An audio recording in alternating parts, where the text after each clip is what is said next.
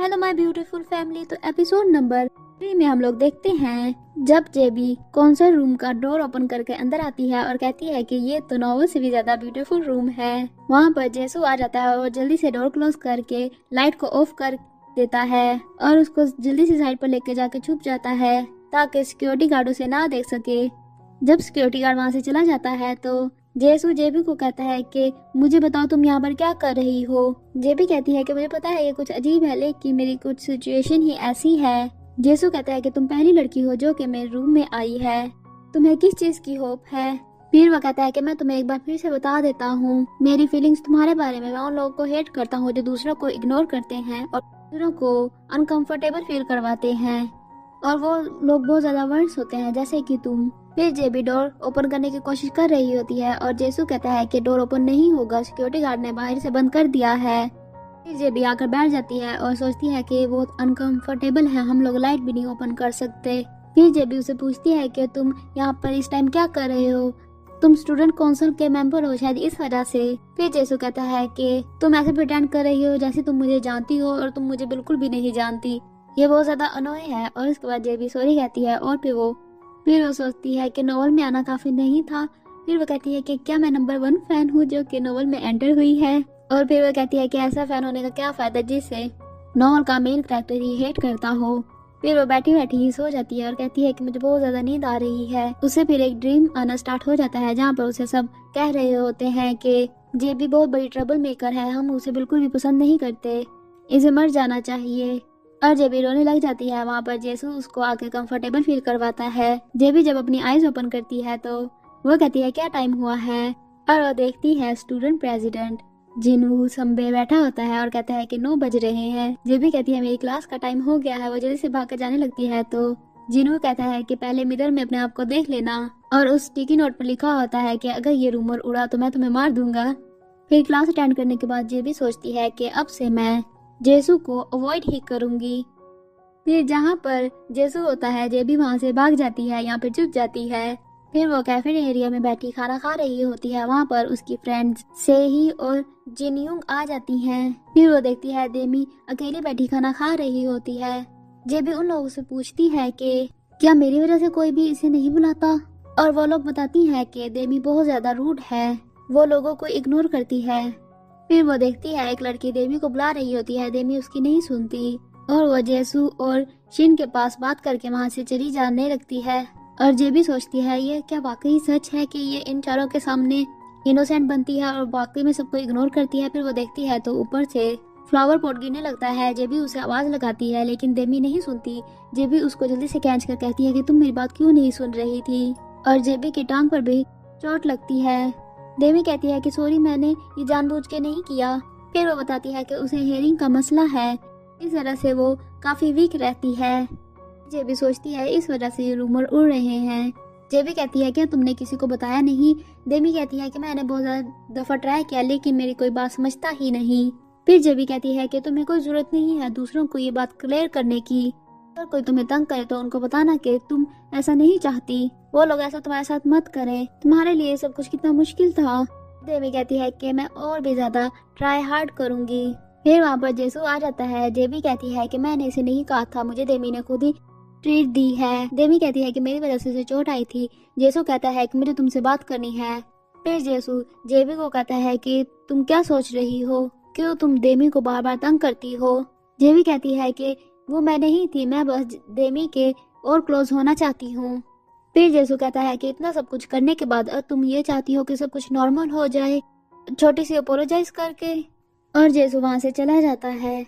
जेबी concert room में आकर कहती है कि जेसू बहुत ज्यादा अनोय है, मुझे भी पता है कि मैं देमी के साथ बैड थी लेकिन अब मैं बिल्कुल ठीक हो गई हूँ। वो मेरे साथ इतना कोल्ड है, मैंने तो बस एक राइस केक ही खाया था ना।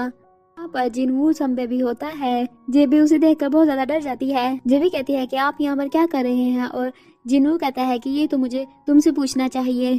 जेबी कहती है कि मुझे रास्ता भूल गया था। फिर जिनवू कहता है कि यहीं पर सो जाओ, बाहर घूमने से अच्छा तो यही जगह सेफ है।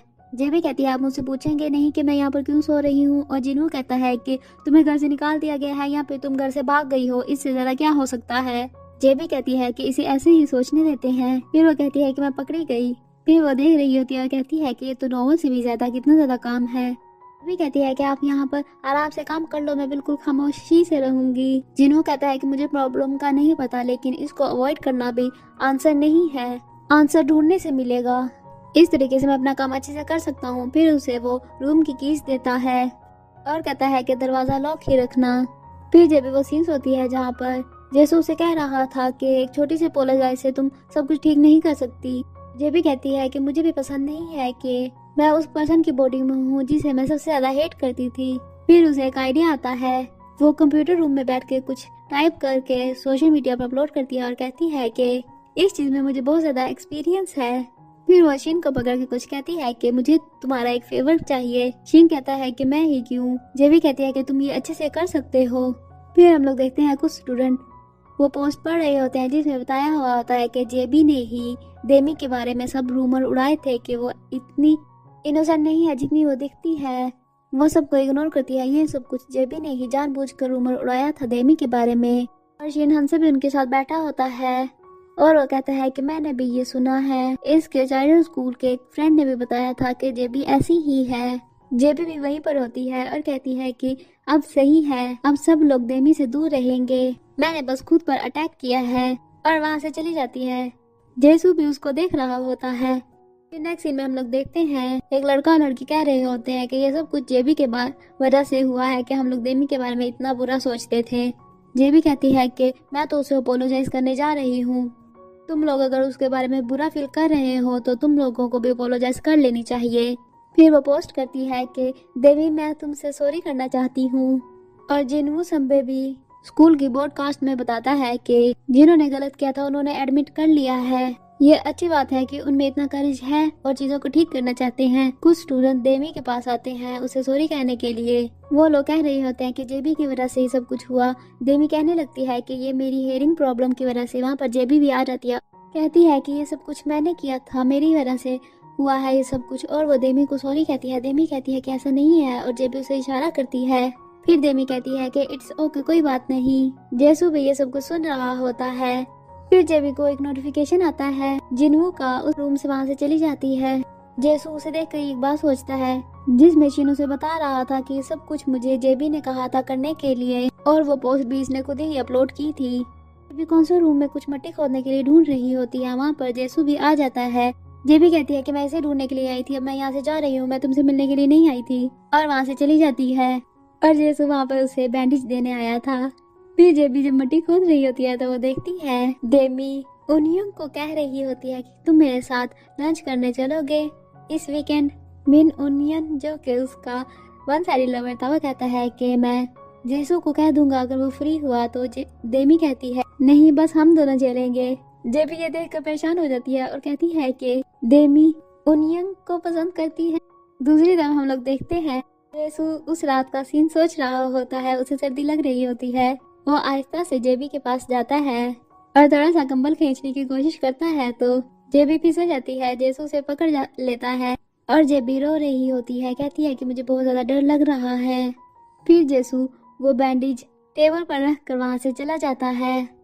दूसरी तरफ हम लोग देखते हैं जेबी कह रही होती है कि डेमी जेसू को पसंद नहीं करती और उसके सामने जेसू आ जाता है। जिनवू ब्रॉडकास्ट पर कह रहा होता है कि ये सॉन्ग जेबी की तरफ से डेडिकेटेड है। फिर वो अपने मोबाइल पर देखता है जेबी ने उसे पिक्चर भेजी थी अपनी और नीचे लिखा हुआ था स्टोन मैं वर्क हार्ड कर रही हूँ। और जिनवू ये देखकर स्माइल करता है और सोचता है कि जेबी ने उसे कहा था ये सब कुछ करने के लिए, ब्रॉडकास्ट में कहने के लिए, और उसके बदले उसने कहा था कि मैं सारा काम करूंगी। और यहीं पर एपिसोड नंबर 3 का एंड हो जाता है। अगर आपको मेरी एक्सप्लेनेशन पसंद आए तो please subscribe my channel and like my videos. Bye.